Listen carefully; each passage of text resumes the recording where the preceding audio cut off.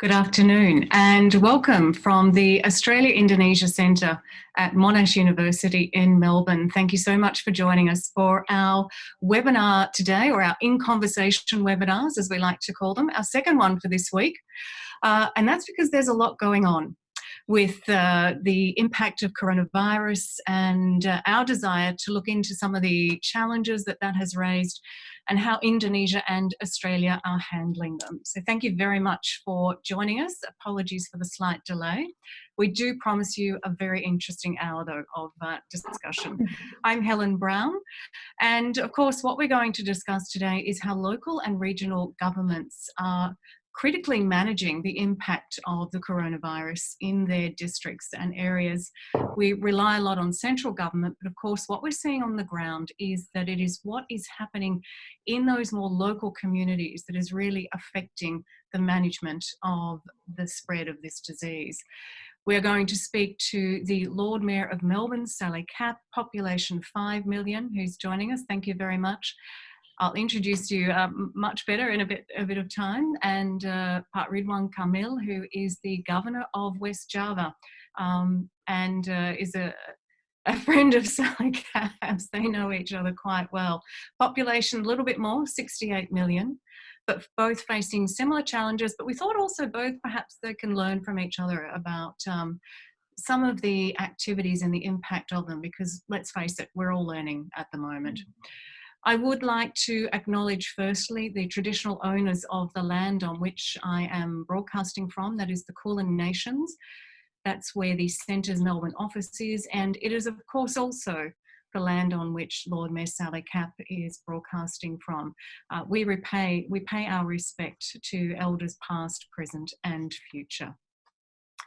Now, before we get into the discussion, I should also mention we have a very special guest who's going to come and join us a bit later and give his personal experience of the coronavirus, and also quite a granular government view of how he's handling it in his particular regency. So I'll bring Dr. Bima Arya Sugiyato in a bit later on. What I wanted to do though for a start was set the scene a little bit and look at perhaps some of the similarities that are occurring at the moment between West Java and the city of Melbourne and Victoria, the state of Victoria and Australia and Indonesia. Similarities in social distancing rules, working from home if you can, wearing a mask in Indonesia, which is different to Australia. There have been measures around economic packages to help those most affected by what's been happening, and also testing and analysis, some areas that we really need to go into, because as we've discovered in past webinars, this is somewhere that perhaps Australia and Indonesia can work closer together. Melbourne and West Java are two hotspots, so to speak. I know that the numbers in Australia and Melbourne are coming down, but it's still where we are seeing new cases. And of course, Ridwan Kamil has been dealing with the hotspot of West Java and trying to ensure his people are looked after as much as possible in that area. Now, interestingly, we miss you too. Unfortunately, you won't be able to travel here for a while, but that's a shame, and vice versa.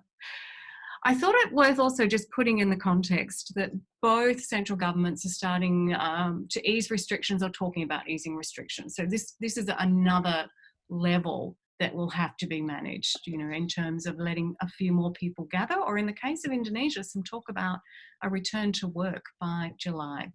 So with that, I will stop talking and let's talk to those who are handling it on the front line. And Lord Mayor Sally Capp, if I could go to you first, how, as someone who has been a leader, not just of Melbourne City, but of organisations, of companies, how challenging has this pandemic been for you in steering a local government through it? Good. Well, firstly, Helen, thank you so much for organising this forum. I've got my pen and paper ready to write down lots of good ideas from the Governor and the Mayor of Bogor, and through the conversation. I think it's really important that we keep sharing and learning at these times of crisis, because we don't have a manual for dealing with a pandemic of this nature It's global, it impacts every sector, every community, every country, and so really quite extraordinary times, as you said. So thank you very much. It's been absolutely critical for us here in Melbourne to do a number of things. I think your initial question is what's the first most important, and it's so difficult to say one thing. We, of course, in the first instance responded to the health crisis, and I think everybody realised that as we responded to the health crisis, it has started a devastating economic crisis. Nonetheless, in our country, Australia, and certainly in the city of Melbourne, we have agreed to prioritise the health response first. And we're really pleased that in Victoria, we've had a very similar situation to West Java. We're proud of the way in which the virus has been managed. And we've had about 1,500 cases. We've had only, 19 deaths, all of them tragic, but certainly in terms of numbers, comparatively very low. We're up at almost 260,000 tests done across our community, which is really pleasing. But for us, what's been essential is to understand what is our critical role. We are a local government.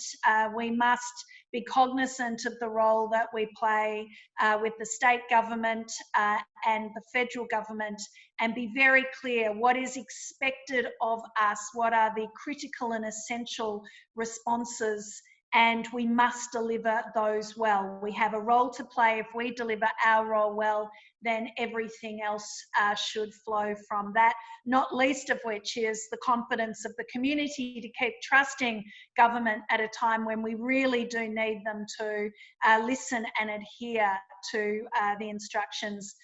And we've been asking for massive behaviour change, and so far it's been fantastic. Something actually I learned from the Governor of West Java in our first meeting was that focus on people and building that trust and confidence, and it certainly is a really important part of how we can respond to this successfully. Just quickly as an overview, Helen, on the health response at our level of government, it's been very much about communicating and informing people about what is expected of them. And it's been difficult because we've had a very strict lockdown, very strict requirements around social distancing. And as I said, we have expected massive behaviour change, and we've been pleased to see that respected and adhered to. We've done everything from locking down public venues and assets, from libraries and gyms through to parks and playgrounds, and we've had to play a role in informing people about what does social distancing and lockdown mean for them, and then of course helping with the enforcement of those rules so that we have had a pleasing outcome on the health side. On the economic side, this is still to play out over some time, and as we continue to manage the health response. But what's been critical is that as a local government, what is expected of us? And that's meant a couple of important things. One is maintaining our workforce, and in financially challenging times, we've done a lot of bending to make sure that we can keep our workforce. Those parts of our organisation that have had to close due to lockdown, like libraries, have then redeployed into areas where we've seen an increase of demand, such as street cleaning, and we've been delighted at the cooperation across our team to be so flexible in librarians becoming street cleaners. It's really quite extraordinary. I've been packing boxes myself of in warehouses of essential needs for our most vulnerable in our community. We're all rolling our sleeves up. But the next part of it has been critical as well, and that is that there are essential services that we must continue to deliver as a local government, from collecting waste, and we've seen an incredible increase, 250% increase in the dumping of rubbish. People are cleaning their apartments and homes out while they're working from home. All the way through to looking after our most vulnerable, feeding the elderly, looking after the homeless, maintaining maternal health services, ensuring that the elements of our city that people must be able to rely upon are continued to be delivered, and that's certainly been our first priority. From there, we gained the confidence and we had the capacity to look at other ways that we can help people and business, and that's led to what I'm sure we'll talk about in detail, a number of initiatives around business support packages, ways in which we help our arts community, international students and our community grants, and all the while that's been for the survival phase of this COVID response. All the while we need to maintain capacity to be able to be a driver in the revival stage from COVID, and that's certainly what we're doing in terms of our future recovery planning, which is underway. When we can lift restrictions, we need this city to be up and ready to go in force, and that's central to our planning. So that is a big snapshot of what's been keeping us busy here at the City of Melbourne, and our laser focus on ensuring that our essential services continue to be delivered. That's a very big snapshot, but thank you very much for pulling that all together, Sally Capp. But Ridwan, Kamil, I expect you've got just as big a list of what the city of Bandung, which you were formerly mayor of, and the province, the governor of now the governor of West Java, is doing to manage the coronavirus. You are one of those on the ground who has been proactive in dealing with it and talking to central government and raising concerns. Would you like to give us an overview, similar to Sally Capp, of the measures you've been implementing in West Java? Yes, thank you, Helen. In very brief 5 minutes, I would like to share some visuals to also emphasize my argument and my progress. I think, as you know, COVID is affecting everybody from grassroots to industrial scale, from developed country to developing country, no exceptions. And I don't think we are in control, in my opinion, because we never have such situation in our history also. And I divided this crisis into 3 stages. Number 1 is healthcare crisis because of the virus. Second stage, we are experiencing what we call economic crisis, and we are hoping we don't have to get to the third situation, what we call is political and social crisis. Yeah. But if you check, go back to the slides of West Java statistic, Indonesia today, last night, reported is around 15,000 cases, and I still believe that the actual number could be more, because this is based on the capability of our testing capacity. And if we compare West Java, Helen, is more or less the same like South Korea. Governor of West Java is responsible to 50 million people. The president of South Korea, more or less, also 51 million people. But my budget is only 1% of South Korea. Yeah, so you can imagine only 1% the resource and money capacity. I have to save the same quality of 50 million people. That's the challenge in West Java. Next slide, you will see in the black slides that it relates to the urbanity. So COVID is really happening in the urban area, less in rural. So the denser you are, the more we found the COVID cases. So mostly happen, the red zone is in the cities surrounding Jakarta and the capital of Bandung. I have 27 cities and regions. Mostly what we call city, the number of cases is higher than regencies. Yeah. Then we created scenarios, lockdown or no lockdown, and many options. So we decided we do partial lockdown. Yeah. What is partial lockdown?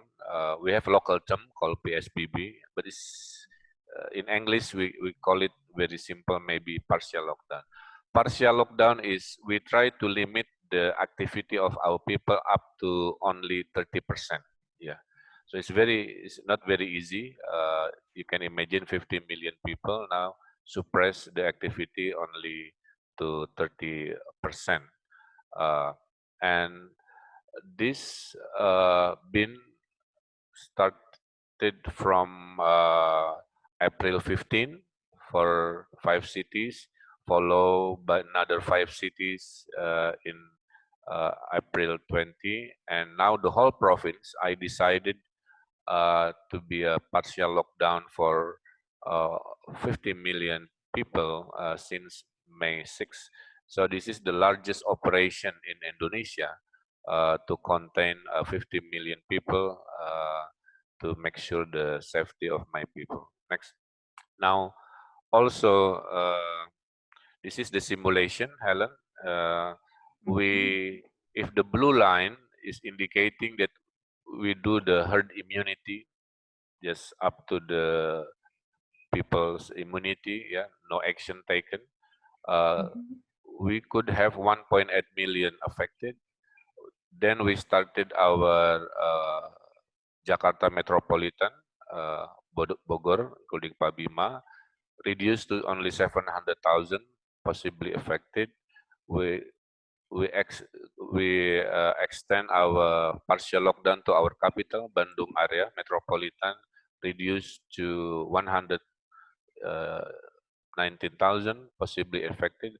Now we exercising the best one, the last one is the whole West Java being partial lockdown, possibly infected only 25,000.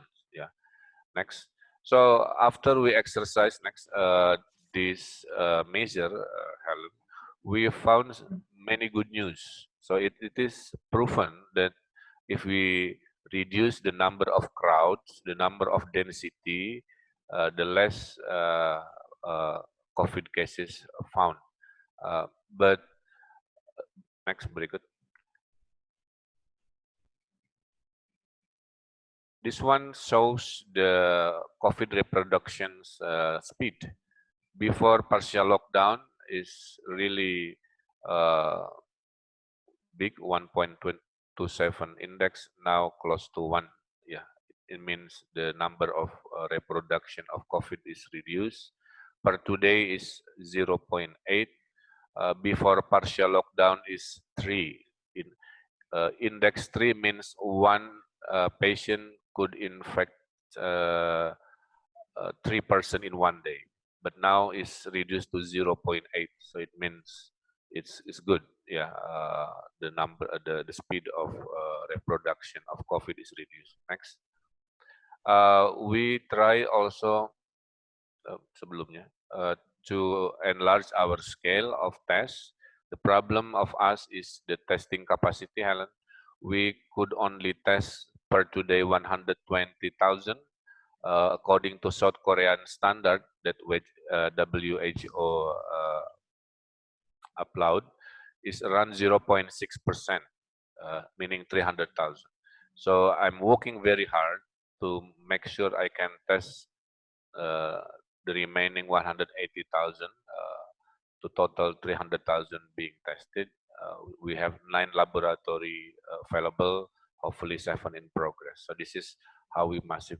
And for Indonesian standard, West Java is the biggest number of people tested is in West Java. Because I believe the more we test it, the more we are finding the right map where the COVID location. Next. This is the economic issues. Yeah, before the COVID, we subsidy only 25% of our people, the poor people. During the COVID, the experts said, Mr. Governor, you have to provide 40% of your people subsidy. But actually, Helen, it turned out to be 63%. So you can imagine with only 1% compared to South Korea, I have to subsidy 2/3 of my people from 9 million lives to 38 million lives. Yeah, so this is a very difficult time for us. That's why I stop every project in West Java and focus all the budget next to focus only to COVID. We try to save life, so we don't think we can do any infrastructure projects. I mostly stop everything, and I said to my budget team, let's refocusing everything to the basic necessity and saving life of COVID. And I think we are the highest number of budget dedicated to COVID is West Java. This is our commitment, how serious we are in dealing with this COVID. Next. Last couple of slides. This is our strategy. Preventions is number one strategy because we do the partial lockdown, social distancing, and so on and so on. And also the issue of Muslim now is they have the homecoming ritual. It's very difficult because if we do the same like last year, 3 million more people will come to homes and affected possibly happen because of this. So we are disciplined and create a ban for homecoming or mudik. Yeah, next. Test and tracing is also part of our strategy in West Java. We are the largest number of people tested in the whole Indonesia. We test everywhere, Helen, not only in the hospital or in area affected, but also in the wet market, in the train, in the station, terminals. We do a massive test. This week we are testing 15,000 PCR to many public areas. Next. Next. And this is the good news, Helen and Sally. In April, the last April, the number of patients had peaked around 425 patients. Surprisingly reduced the following week. Now we only dealing with 300 something patients. So now the burden of our doctors and healthcare workers is less compared to April. Yeah. So this is very surprising. So our curve is flattened so far. So by more testing, hopefully we can reduce the burden of hospital also. So it means the asymptomatic is 70% of our confirmed positive. Only 30% now treated in the hospital. So this is a good news for doctors. Next. Some facilities for doctors. We provide 5-star hotel because some doctors and the hospital workers, they cannot go home. So we treat them like the hero. So we provide 5-star hotel paid by us. Next. This is last slide that I want to share. So to conclude, Helen, we exercise 5 leadership value. Number 1, proactive. We don't wait always for central government instruction. We are the first province to test our own in our own laboratory. During the time the test was centralized in Jakarta, we are the one who first to do the independent testing. We always transparent. We created apps called Picobar for everything, the data analytics and so on. We always try to be scientific in our decision making. Scientist is the number 1 advisor to my decision making process. We try to be innovative also. Good news, Helen. West Java now can produce everything. We produce our own VCR, no more import. We can produce a ventilator from $50,000 only to around $1,000, for example. Today, I visited a startup producing the rapid test with accuracy 80% compared to the Chinese product only 10%. So we are very proud, and we can use our own products the next following months or weeks. And last point is collaborative. We ask everybody to involve. I think this is Indonesia value, from housewife providing food to enterprise conglomerate helping us. So I think that's more or less my introduction. Our partial lockdown proved to be successful. Next week we start the study, Helen, on how to reduce this level 4 partial lockdown. We call it level 4. We will review which area will be reduced to level 3. It means from 30% activity you can add to 60% activities, and which area will be level 2, which is back to 100% activities, but with healthcare protocol using mask or social distancing.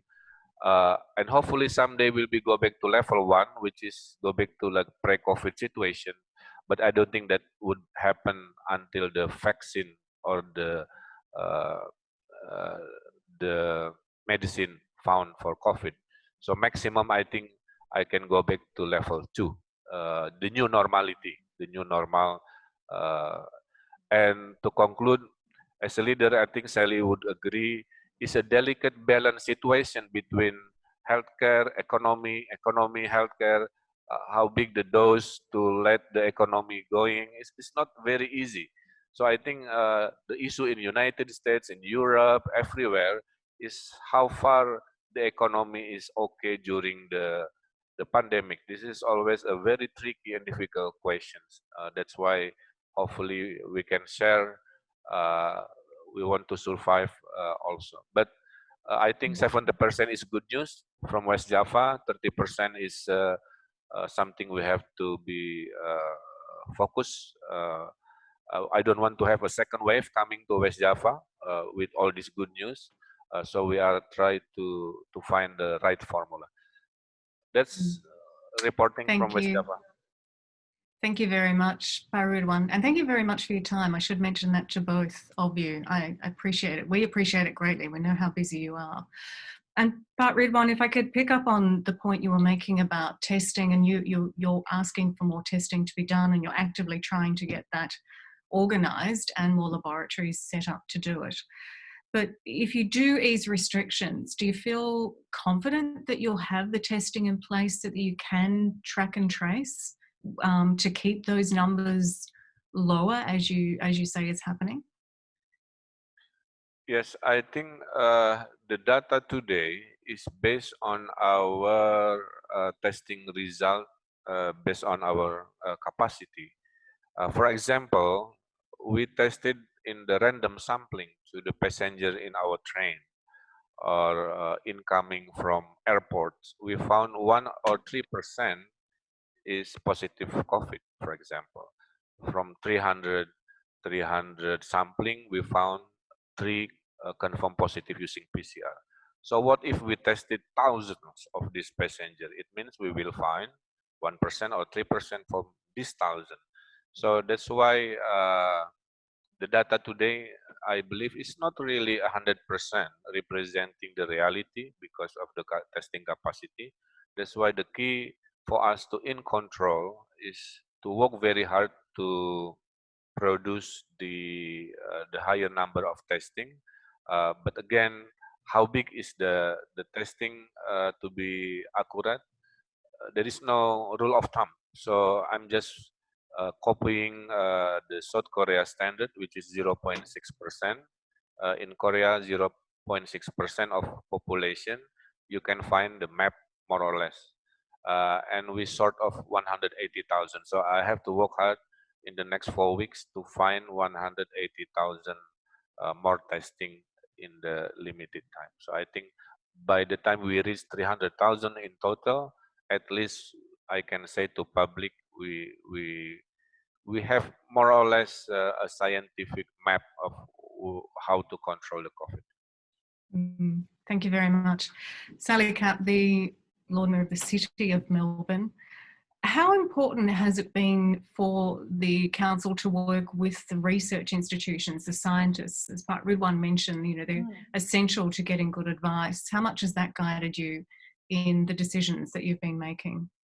Thank you. And just to note that, of course, the decisions that the governor is making are similar to our state government. So recognise the leadership that happens at that level of government around setting the standard for our health response. And that's certainly true here in Australia together with the federal government.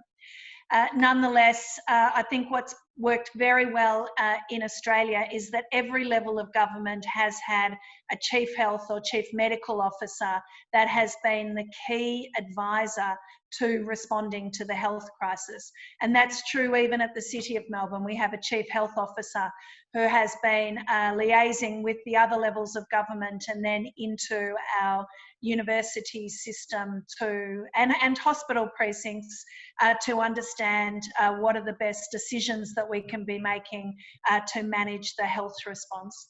We're so lucky here in Melbourne to have the Doherty Institute, which is one of the leading medical institutes looking at infectious diseases, and to have Peter Doherty as a Melburnian has been a wonderful resource for me in terms of the city, and also to receive personal advice on how we can respond to this. And I think as well, it's looking to our scientists, our research institutes for not just what is the health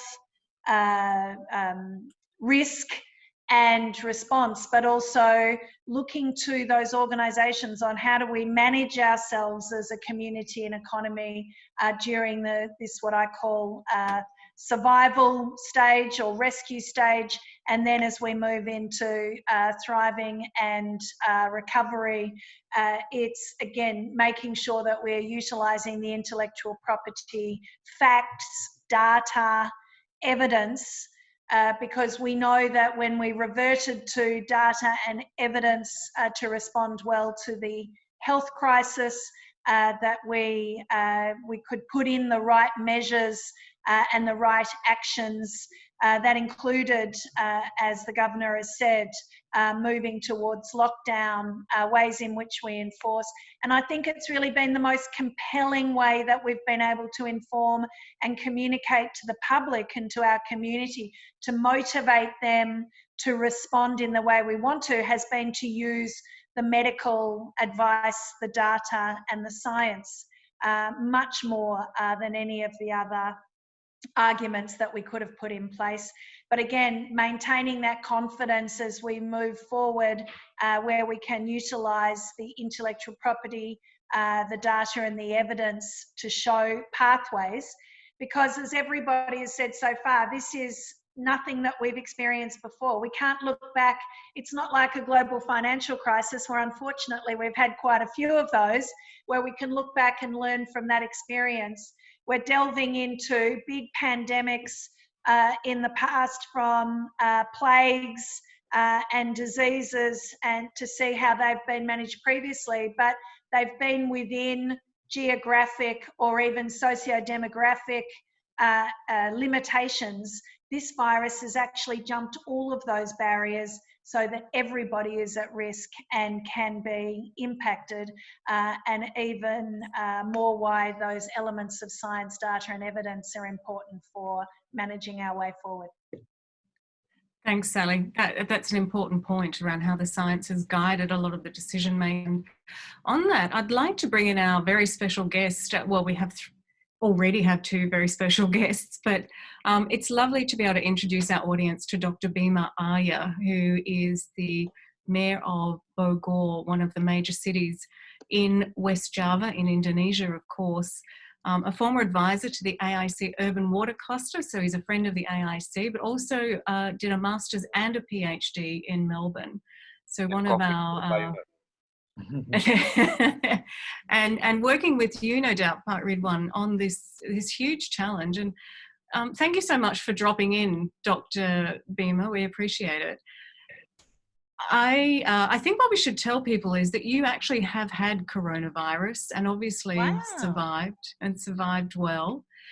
I want to talk to you about how you've encouraged your citizens to take careful measures, but tell us first a bit about having the virus and what it's like, and the health system that you were in, and how they looked after you. Right. Thank you, Helen, Pak Gubernur, and Sally. It's good to see you. The first case of COVID-19 in the city of Bogor was 19th of March, and it was me.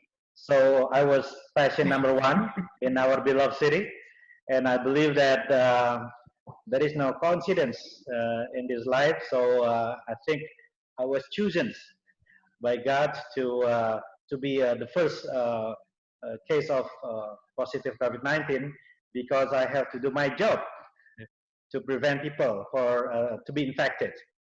So today we have 101 positive case of COVID-19, 21 already recovered, and 14 people dead.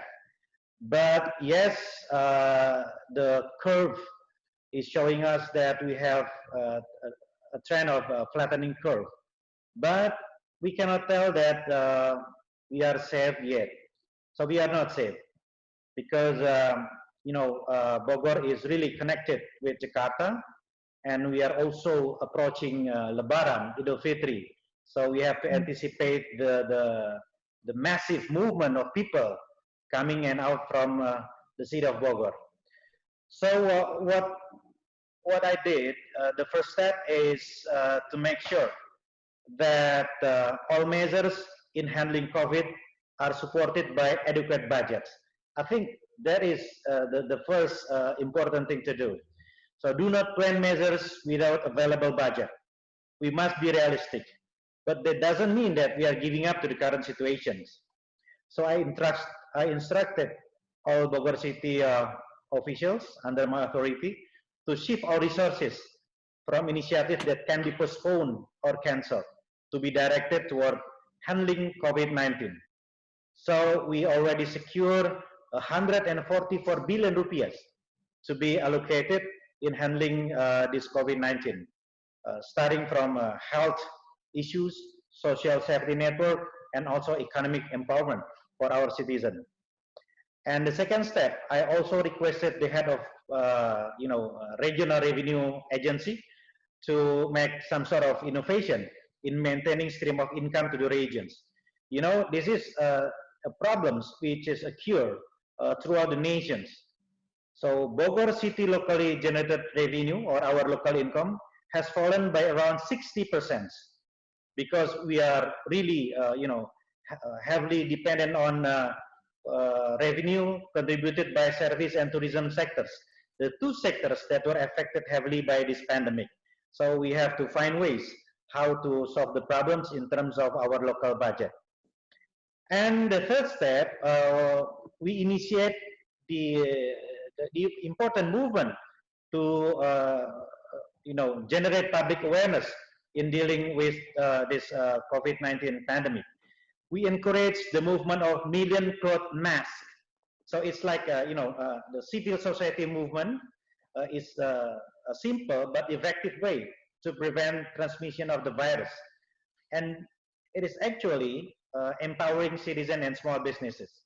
I did it when I was in the hospital. So we circulate the flyer digital to not only to empower the small-scale industries, home industries, but also to raising awareness of this pandemic throughout the city. And Dr. Bima, sorry, yes. if I could, my apologies, just to interrupt, because technology has been central to the way governments have been managing this. Right. And I know Ridwan has introduced technology in West Java, and it sounds like you're doing something similar. So science and technology, but how have you brought your people on board to concepts like social distancing? Have they accepted it? Have they accepted staying at home, for instance? Well, there are two ways in campaigning the importance of having social distance.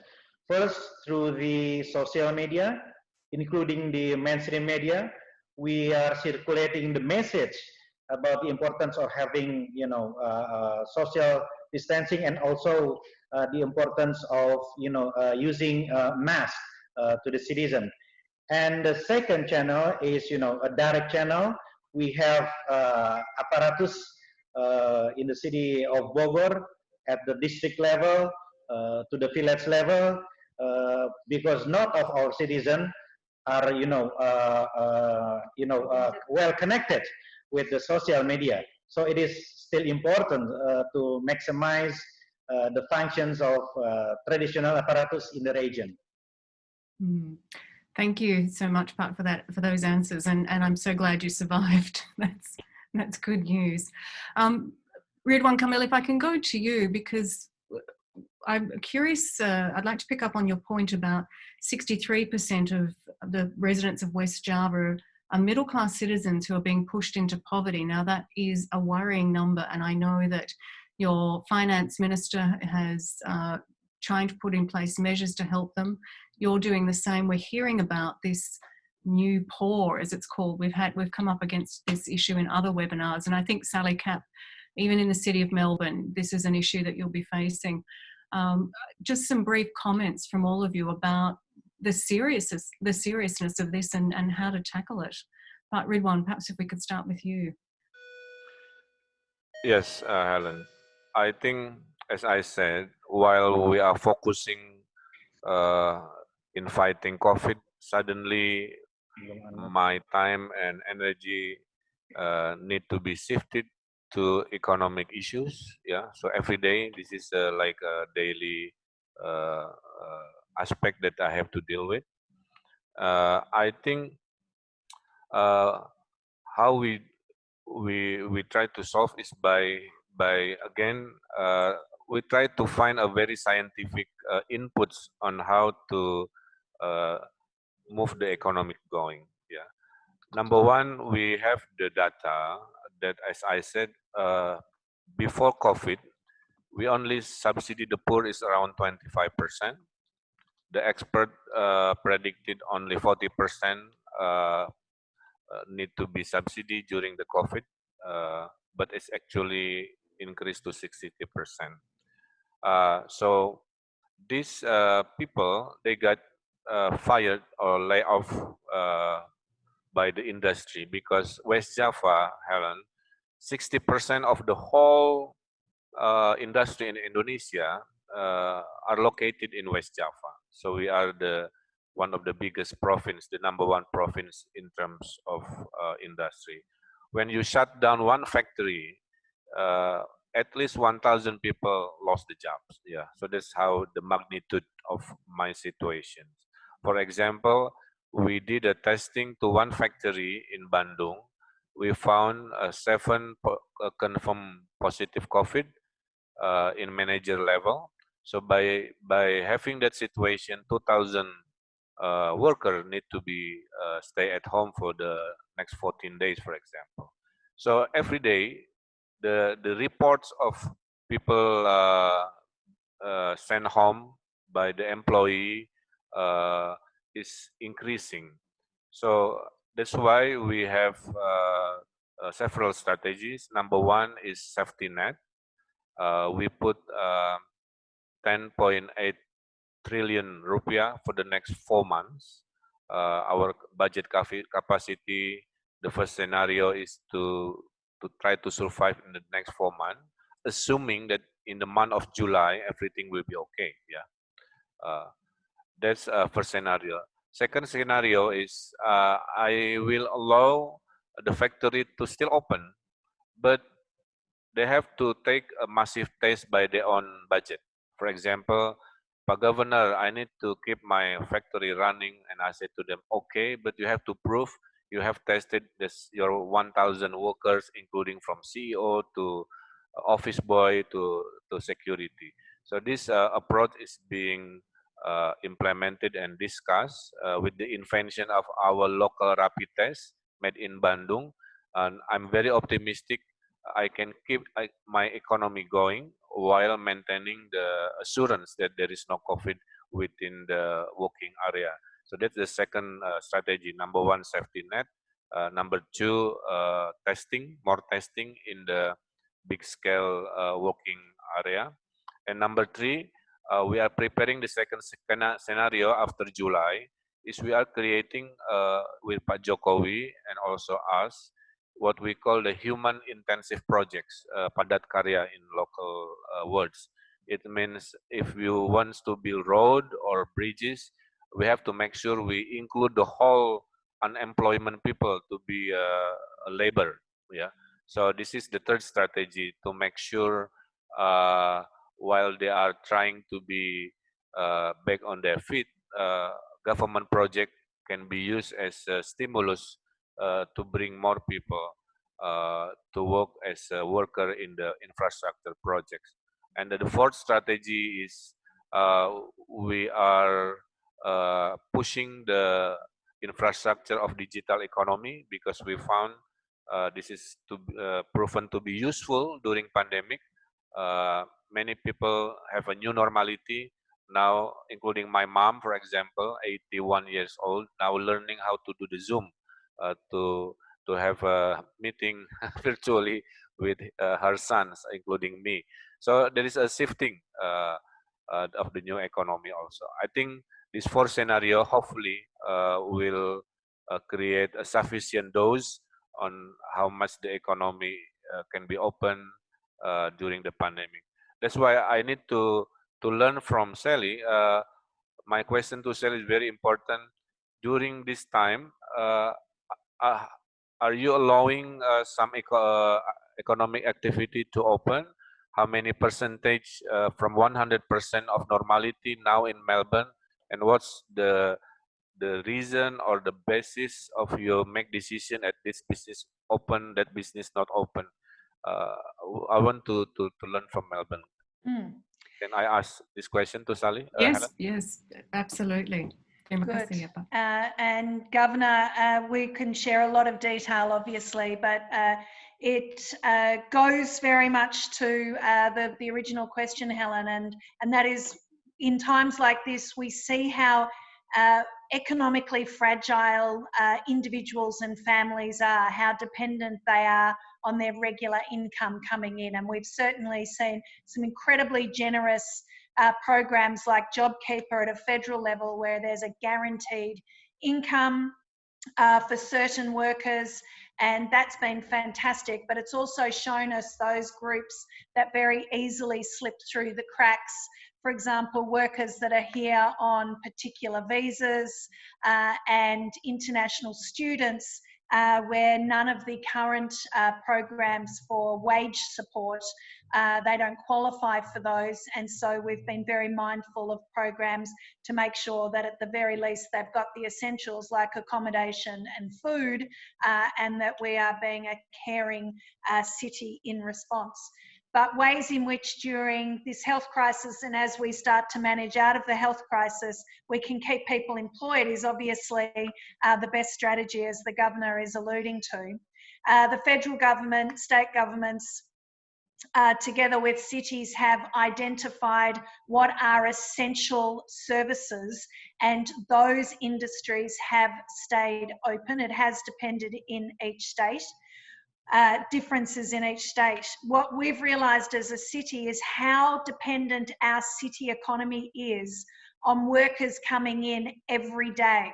And so what's really impacting our city economy is the fact that so many businesses, even if they're essential, is that at the moment, if you people are advised and must work from home, that has had then domino effect impacts on hospitality, retail, and other service businesses throughout our city. So where we've been able to keep jobs open, we've been delighted to do it.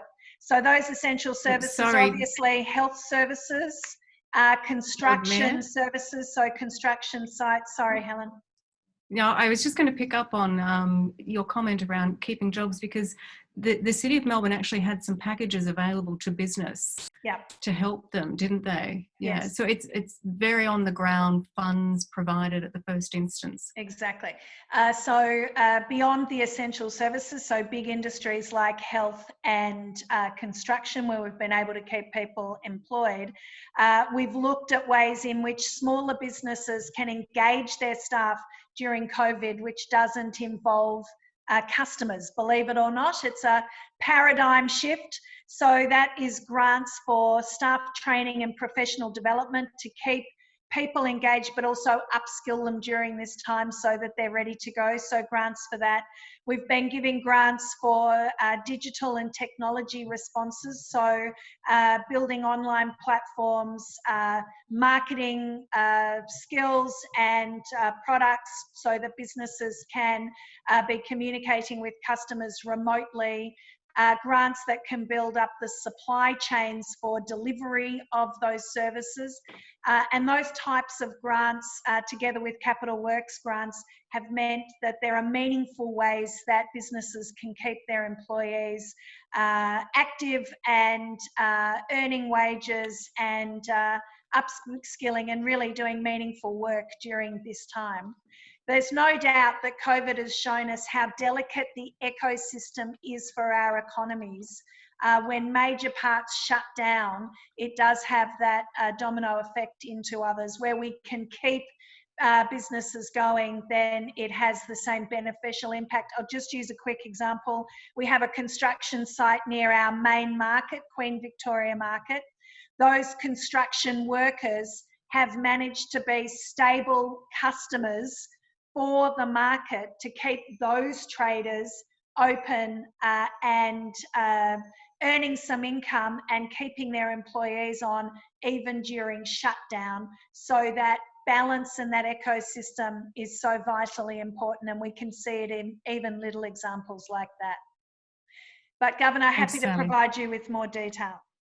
Yeah, so it's just so deep and complex and so many avenues that need to be worked through in different ways. And one of those, Sally, while I've got you on, is we do have a question, and I apologise we haven't got too many questions from our audience, but there is one I'd like to put to you at the moment, because you mentioned international students, and we'll just put it up on screen so you can read that.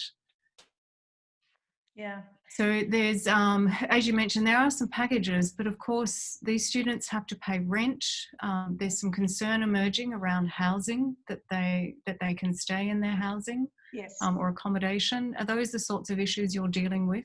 Exactly. And unfortunately, I think a lot of our international students felt very ostracised and overlooked in terms of the response initially. So when I say how is Melbourne responding, this is very much a group effort. The Governor mentioned collaboration earlier. It's been absolutely essential, and certainly in relation to international students, state government, our universities, TAFEs and education organisations, together with the city, have been combining food vouchers, rent support, just straight out grants to help them with whatever other expenses they have during this time. Mental health support. I helped launch and host a dance and music night online as a way of encouraging people to come out still in an online way and connect, because we're very worried about isolation and mental health.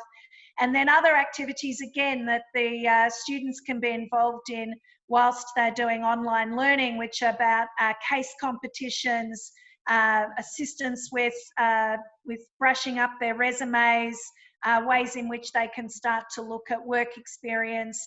So that sense of engagement, and again, a meaningful and purposeful way of staying engaged. There's still a lot of work to be done here, and an appreciation for how valuable our international students are as a part of Melbourne. I think more and more people are realising how vital they are. Can I just say on the other part of the question, on the most vulnerable, they do say never waste a crisis, and there are some amazing examples of things that are better from COVID, and this crisis has really meant that we have focused on our values and our priorities and what's really important to us. We have managed to provide accommodation and support services to almost every person who was rough sleeping on the streets of Melbourne. More than or close to 1,000 people now have been accommodated, and we thank the state government for being a major driver of that and all of the work of the agencies. But that sense of collaboration about saying this is something that we value and is a priority for us, is helping our most vulnerable, and the care for the rough sleepers has meant that we've gone leaps and bounds ahead of where we were, and now our challenge is to maintain the current level of support so that we don't go back again into the future. So there are some examples where we've been able to really make the most of the crisis to make a positive difference as well. Thanks so much, Sally, for that answer and for the great question, Governor Ridwan. I'm just looking at the time. We are at time, but we did start a bit late, so I'm going to steal 5 minutes if that's acceptable to everybody, because I think Dr. Bima has been patiently waiting, and it would be nice to hear from him at the end. Dr. Bima, the Governor of West Jakarta is obviously looking at measures around the economy. What's your sense of where the city of Bogor is and the many people who obviously need to go back to work? Do you feel that can be managed in a way that is safe? Well, I do understand that now there is a need to focus also on economic issues, but we have to be very carefully in implementing the so-called relaxation process, because as I said that we are not safe yet. We are approaching Lebaran, Idul Fitri, a big day for Muslim, and surrounding our city there are still big problems in terms of spreading the virus. So what we have to focus on today is actually combining the health issues with economic approach. So whatever the government, the center of government has the idea in terms of starting to make relaxations and also focus on economic needs, we have to accelerate, integrate with integrate approach with local government as well. And in the city of Bogor, we also create applications and apps which makes possible for any citizen to help other citizen. One family help one family. So 1 million to help another family for the next 2 months. So it's some sort of our creations, considering our limitation budget from our local revenue in terms of government budgets. Fantastic. Thank you very much. And yeah, it is lovely to hear about these stories of people helping each other, of those who are fortunate at this time helping those who aren't so fortunate. So maybe a more sense of community spirit will come out of this, if nothing else. Here at the Australia-Indonesia Centre, we're also talking to our network of universities across Australia and Indonesia, and the scientific work that they're doing. And some of them are actually on the front line, working in hospitals, looking after people with the coronavirus. So it's certainly been an insight into a different world. I'll leave it there. I think that we've taken your time. You've answered many questions, and you have many other duties to go to. But we do appreciate it very much. There's been a lot of interest in this. We have 230 people watching, and from your answers, we have, of course, many other questions that we can go to and perhaps explore, and we'll do that here at the Australia-Indonesia Centre and look at some of the issues that have been raised, particularly around that new poor Ridwan. That's something we're keen to explore, so we might pick that up a bit more with you and Sally Capp and look at measures that can be put in place. Wishing you all the best for what lies ahead. It's going to be a long and challenging road, and as I said, we very much value your time and appreciate it. Thank you very much. So I'd like to thank the Lord Mayor of the City of Melbourne, Sally Capp, Ridwan Kamil, the Governor of West Java, I nearly called you West Jakarta, of West Java, and Dr. Bima Arya, the Mayor of Bogor. And thank you too for joining us again. I hope that we had some of your questions answered from these fabulous guests. And please join us for our next In Conversation webinar, which will be in 2 weeks, and we'll be looking at the education sector. That's all for now. I hope you have a lovely evening or a lovely afternoon wherever you are.